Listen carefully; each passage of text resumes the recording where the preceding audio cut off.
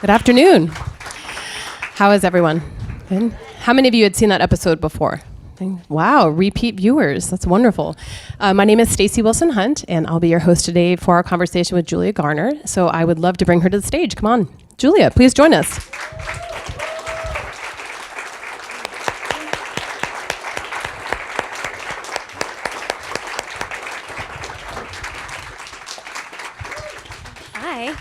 Is it working? Okay.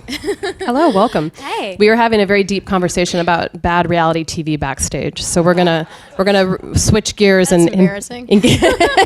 No. This is a safe room. This is a safe room. Yes. So I wanted to make sure to congratulate you on your Emmy nomination for Best Supporting Actress for Ozark. Thank you. Very exciting. Thank you. I'm sure, like a lot of people in this room, we've been following your career. The last 10 years have been very busy, and you've done a wide variety of incredible work in film and TV. And I would love to know, what was your first professional acting job, and how old were you? I know you started pretty young. My My first professional acting job was Martha, Marcy, May, Marlene. That was the first thing I saw you in. Yeah, and I was Great 16. movie. So, yeah. And how did you get discovered for that, or how did you audition? I know it was the three guys who make the movies in New York. Yeah. Was it through the Columbia film work that you had done? Well, I did. How I started was, I feel like all things that are good kind of start like an accident in a way. So I was really shy, and I was like, oh, I should take an acting class. And so I started taking acting class when I was 15. And then I started doing my acting teacher also taught at Columbia Film School, so I started doing short films for Columbia Film School. And you grew up in New York? I grew up in New York. And so I did these student films, which was great practice when I'm looking back. And this student filmmaker, his girlfriend was interning at Susan Shopmaker casting. So I went there, and she wrote me. She's like, there's an open casting call for this TV show called Skins. It was a UK show, but they're bringing it to the US. And I was like, Skins? I don't know what that is. And so I went to the open casting call. It was 1,500 kids.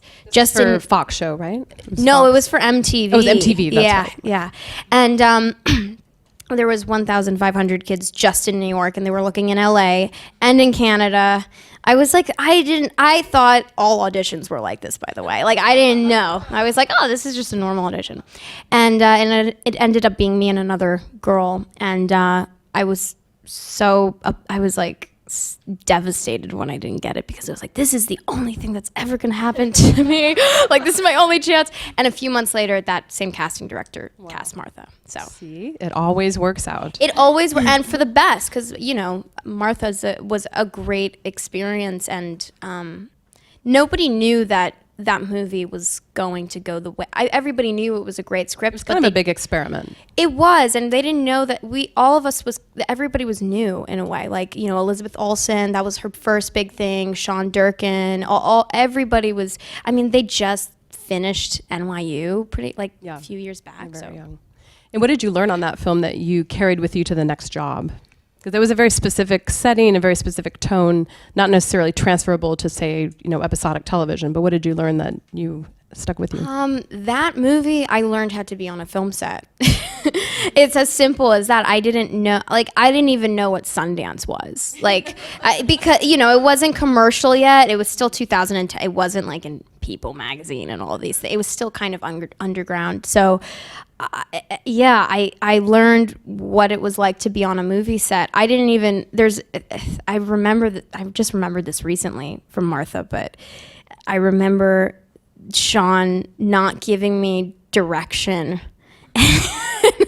And I was like, was it bad? I didn't know. I was like, was it bad? He's like, Julia, if I'm not giving you any direction, that means that it's good.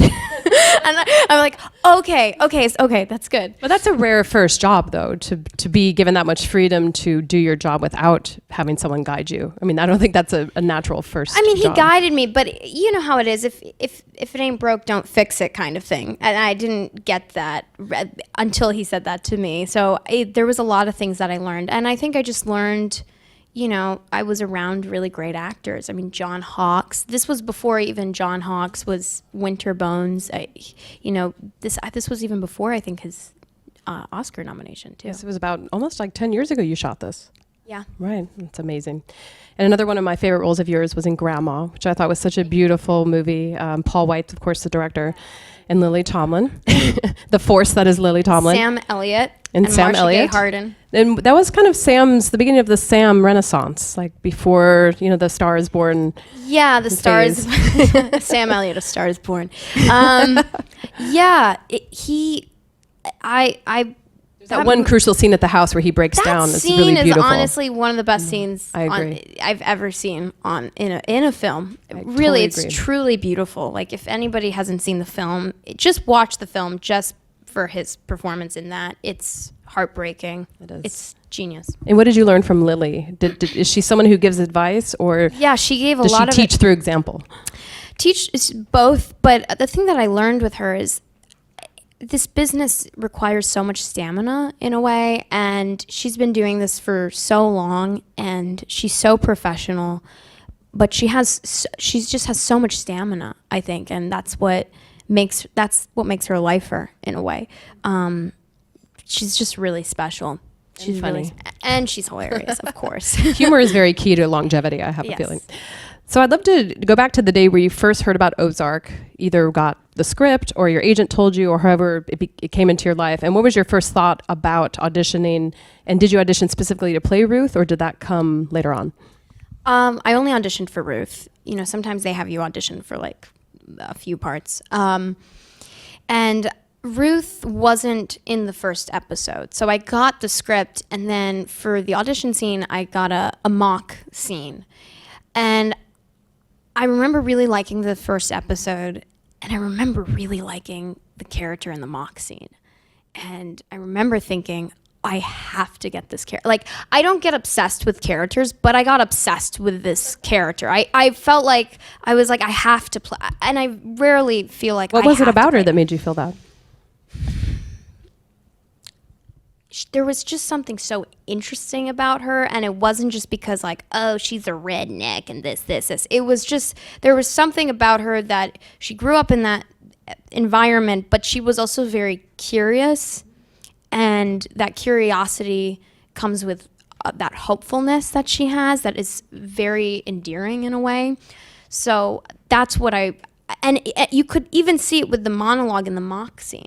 In a way, it was. I think the mock scene was kind of. I was just lecturing Wyatt why he needs to go to school and stay out of trouble, but it was something so heartbreaking and beautiful about it too. And did you do the accent in the audition? Well, this is so a funny story. So what happened was that it said in the email, it said, girl from Missouri. So I was like, okay, I have to do an accent for this. So I practiced my lines with an accent. How did you, and sorry to interrupt, but Missouri has like 100 accents depending on what part of the state. Yes, so how did you know? So I did a movie a year before called Tomato Red, and it was the same kind of accent, and it's kind of like Midwestern meets Southern. Midwest. Yeah, Southern Midwest. So it was kind of easy for me to do it because I did it the year before. And I went to the audition. And, in New York, the casting offices are so small. Like, you're just waiting in the waiting room, and, like, the walls are always so thin. So you're just, like, it's like being an actor. You're just, like, sitting. Hearing a lot of weird noises coming from different parts of the building. Hearing the other people doing the lines that you're going to do in, like, 10 minutes. It's a great feeling. Listen to music when you're waiting? I don't know how I'd be able to. See, that distracts me. Everybody's different, though. Okay. But, so I was sitting, and then I could hear other people doing the lines, but with no accent. Everybody, like I'm talking about everybody in the waiting room was doing it. And I was like, oh my God. I was like, I only know how to do it in the Southern accent. I'm like, let me try to do it with just my normal accent. And I couldn't remember my lines with just a normal accent, because I would have only practiced with the Southern. And I was like, oh my God. I was like, I'm going to be that freak that just like that annoying actor that's just like, I'm so method. I mean, wouldn't that dialogue sound absurd in your regular voice because the cadence is so specific? I didn't know. You know how it is. You get nervous and you're like, everybody else is doing, and I'm like, okay, I'm not going to get this job. And then I did it. It was a casting associate.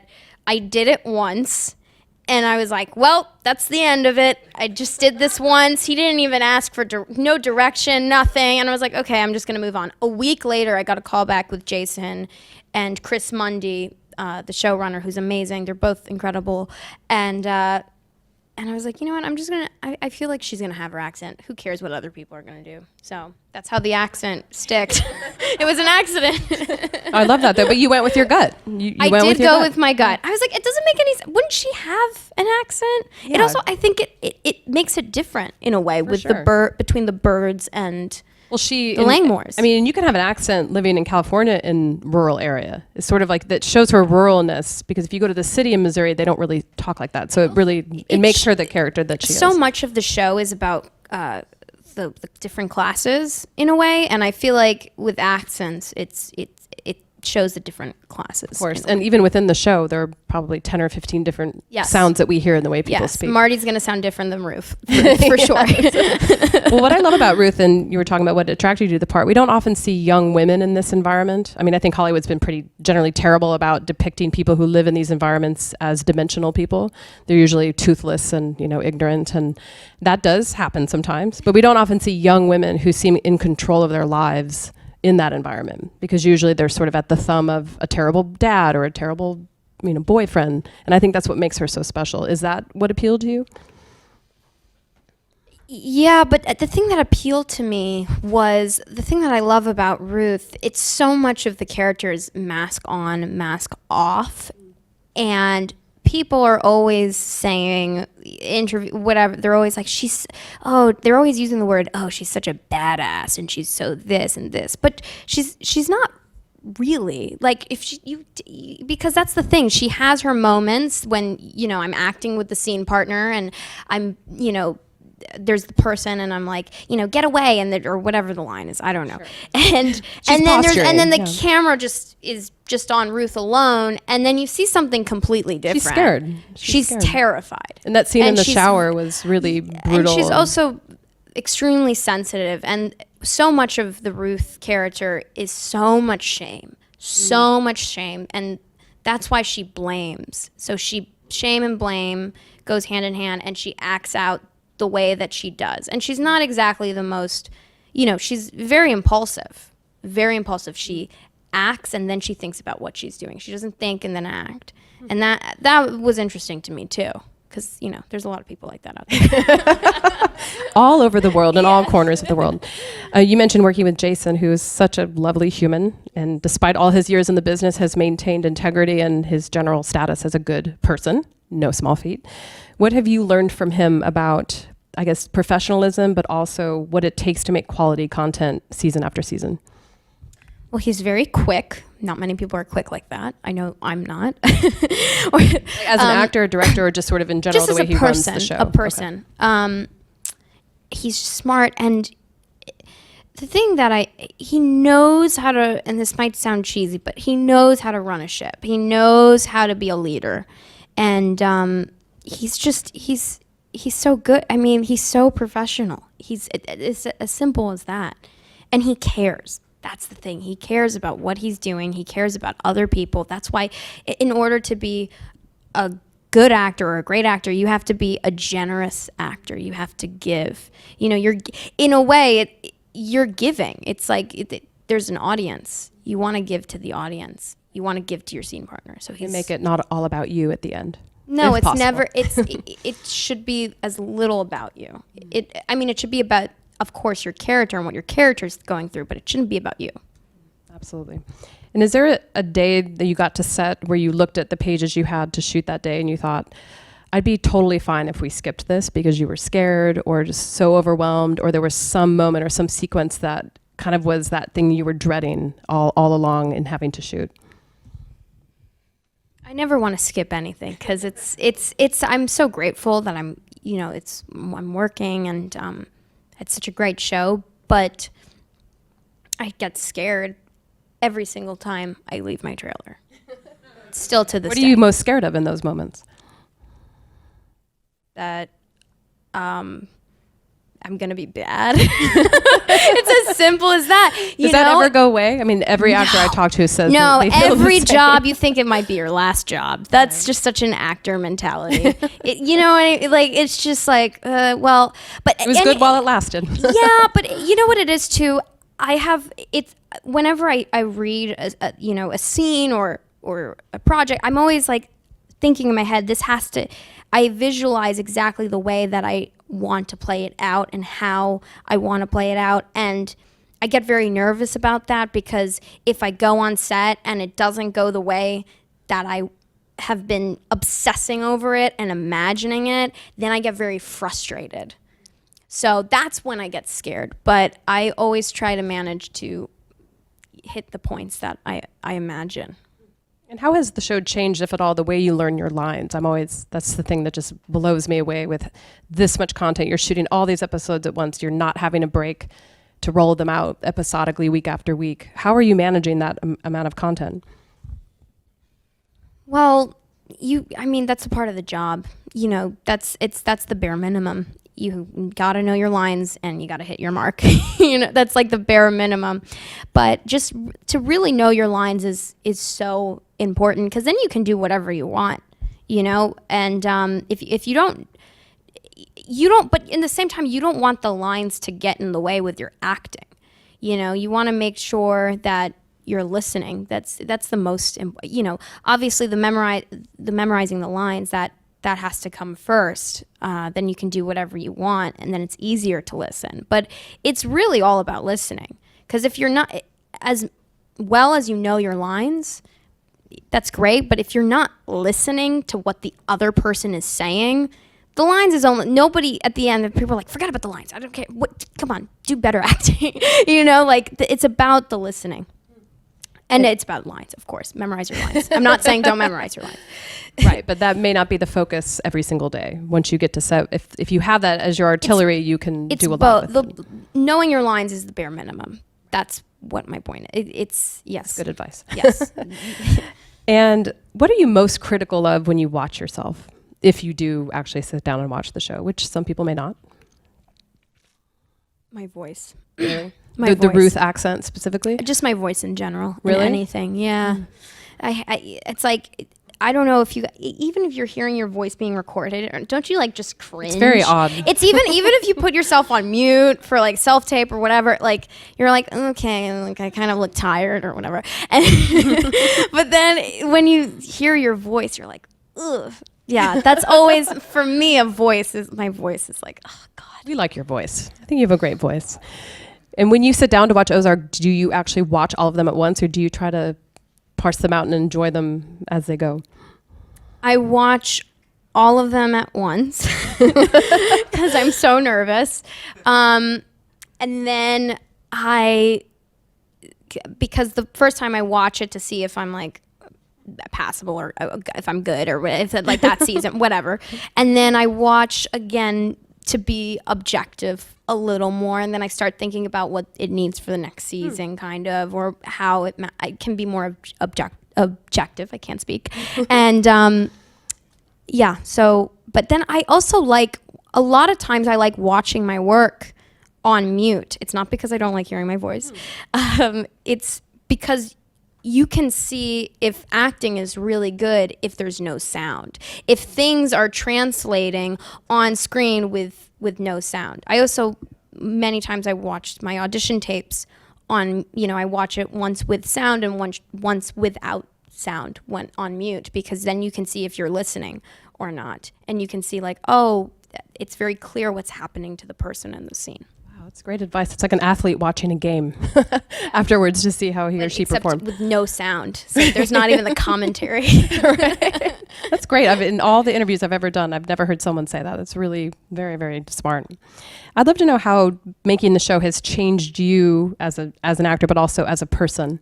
When you go on to your next job, whatever that may be in terms of television, obviously you're still doing film and other things in between. What will you take with you that you feel like you have gained working on the show? I guess people watching the show and watching my work, which is great. But the thing that what it all comes down to in the end of the day, as much as people watch your show, it's always about the work, and you have to, it just requires so much focus. You have to be laser beam and when I'm going back to, you know, reading a scene and thinking it the way that I want it to come out, I'm just obsessing over the way that I've read it, and I imagine how it's going to play. But that requires a lot of focus to like hit those beats emotionally. So it's always about the work. As much as, you know, all this success, whatever you want to call it, it's great, and I'm so grateful for it. But it's always about the work that you're providing in a way. And I'd love to know the bonuses that you see in being based in New York versus Hollywood. I think in terms of, I love LA, and LA's great, and I have a great life here too, but I think as an artist, New York is better because it's more inspiring. You're exposed to more people, and then you can kind of, not take, but, you know, maybe I got my walk, that weird Ruth walk, from somewhere. I don't walk like that. That's what's good about New York. So you stole someone's walk Oh, from I New steal York. things all the time. Well, nobody walks in LA, so you wouldn't be able to steal someone's exactly. walk here. People. I don't have a driver's. I walk in LA, and I'm like, people look at me, and they're like, Are you "Hey, hurt? why are you walking?" I've had people pull over and say, "Did you get a flat tire?" Or? Yeah. Exactly. No, but New York's great for that. It's very inspiring. It's not a company town in the same way it is here. You can go to a party and meet people who are professors and bankers and people who don't all You work. gotta break. It's not so like everybody wants the same thing and pretends like they don't or whatever. You know, just like, oh, that's so False humility. Yeah, it's like I'm so happy for you. Like, you know, like New York is like, oh, okay, that's great. So how's your dog? Like, you know what I mean? I love that. One of the many reasons I love New York. So we have a couple great audience questions that I'd love to get to, starting with Chuck. Where's Chuck? Hello, Chuck. And this Hi, is a Chuck. great question. And you may have already just sort of touched on this, but Chuck wanted to know, at what point did you decide that you were going to make acting your career as opposed to something that you maybe just dabbled in?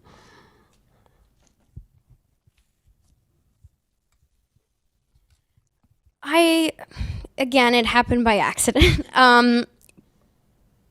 But I decided when it was, not that it wasn't difficult, but you know how some things are sometimes a struggle in a way. It was just kind of easy. It was like maybe the easiest thing in my life at the time. So I was like, well, that's just my life now. I guess I found it. You know, like school, I was 16 when I started. So school was like very hard for me. I hated school. What about school was so hard for you? Oh, just everything. You know, I didn't like it. I did not like it. I hated being in a classroom. You know, I'm a very hands-on learner, and I think that's why I loved acting so much, because it's learning from experience in a way. So A lot more active too. You're just acting out in a way. So I really loved that. But it kind of just, it happened naturally. If things are meant to be, they're meant to be.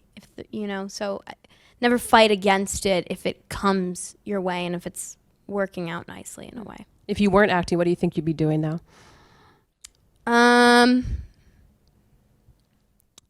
You know, because it makes sense. I love people, and that's why I love acting so much. It's an art. It's bringing language to life, but it's also just, it's people. It's kind of it's reacting real life in a way, and you're observing people and you're taking it and you're putting it into acting and whatever. But it's I think maybe I would be like a therapist or do something that with psychology. Connecting with people, essentially. Yeah, I like how the brain works in terms of human emotion. I think it's a really interesting thing. Also, my mom's a therapist, so That's for another conversation. it's another conversation.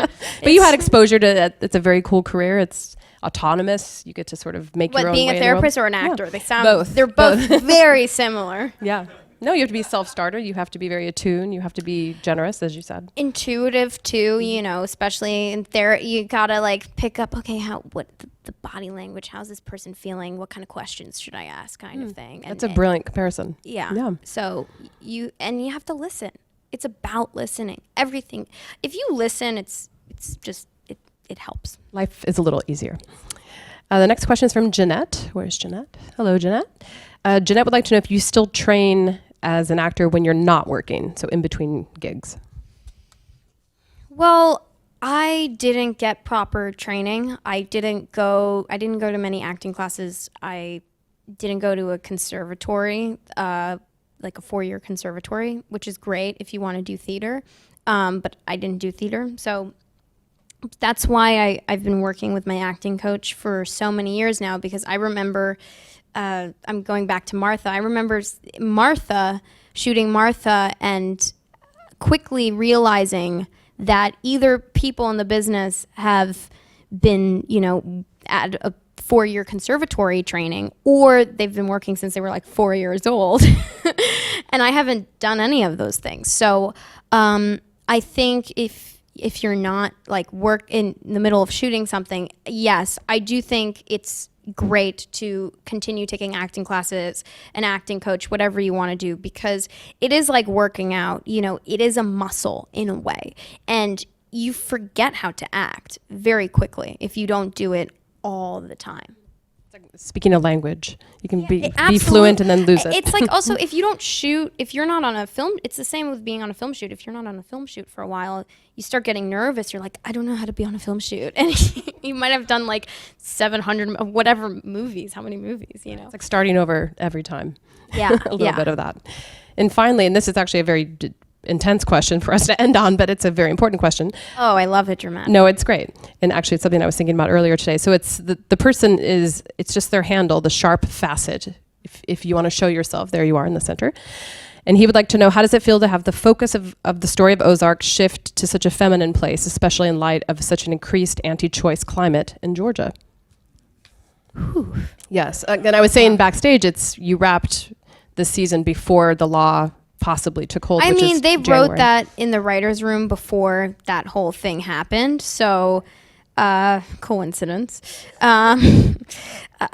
So, I mean, the whole Georgia thing is unfortunate. Especially, it's hard. You know, there's a lot of my friends are in Georgia, and there's people thousands working. Of jobs. Thousands of jobs. It's it's just battle around. I mean, I love that a lot of the storylines are focusing on these, you know, you have Darlene, you have Wendy, you have Janet McTeer, you have all these wonderful actresses and just powerful women. They're just like powerhouses. So I think it's just something about a complex woman is so much fun to watch, because women can be, as you know, very complex. And sometimes more than men. And sometimes a little scary too, as we see in the show. Terrifying. Yeah. Not scary. Terrifying. Well, it's also interesting too to think about the fact that you made Grandma, and that's the entire theme of Grandma, the choice element.